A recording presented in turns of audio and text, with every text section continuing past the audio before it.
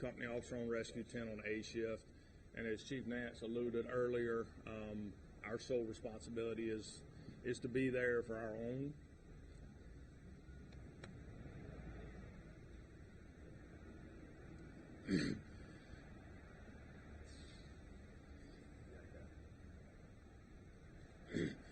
On that day, we had a couple incidents take place.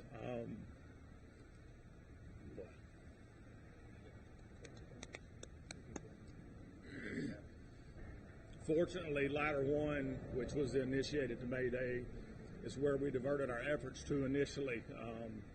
And those guys relied on their training to get them back to a safe space, which at that point,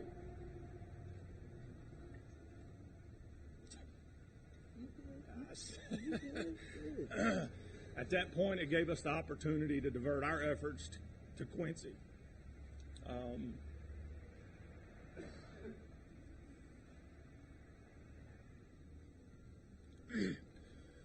Which is the crane operator that was here earlier. You don't get that.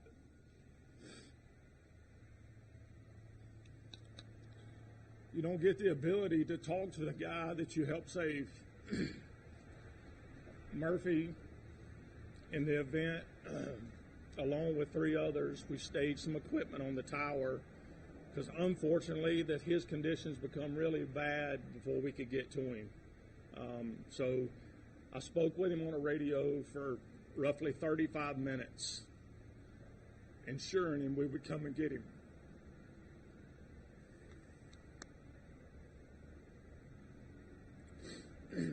So with that, Murphy was able to extend all the way to the top of the ladder, provide him with some protective clothing, and that man come down like a cat.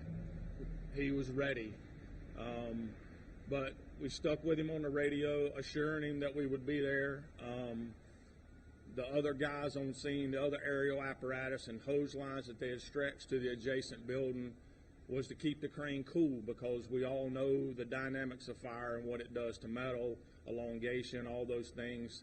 It doesn't mean anything to the civilian, but to us that means catastrophic failure. So our whole time we're thinking that the crane is going to take significant heat and we're going to watch it fall, on top of him being in a column of smoke or fire for an extended period of time. But 28 years on the job, I've never seen anything like that.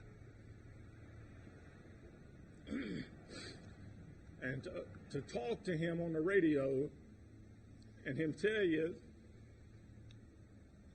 that he's down to his last bottle of water.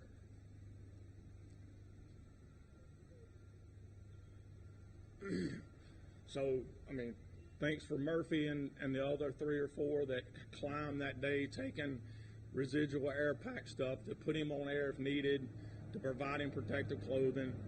But as Chief Nance said, and you know, emotions are running wild right now. But as he said before, I mean, we do train all the time for this type of an event. God forbid that it happens, but fortunately, he looks out after us. And probably the most important phone call that I've ever received was him. To know that we put it out on the line every day, and we will do everything in our power to help save anyone. But when you communicate and talk to a gentleman for 35 minutes on the radio, it means a lot. So to say, what can the community do? Just keep us in our thoughts and our prayers. We're here every day doing this. Fortunately, we all came home that night. I mean, fortunately, right?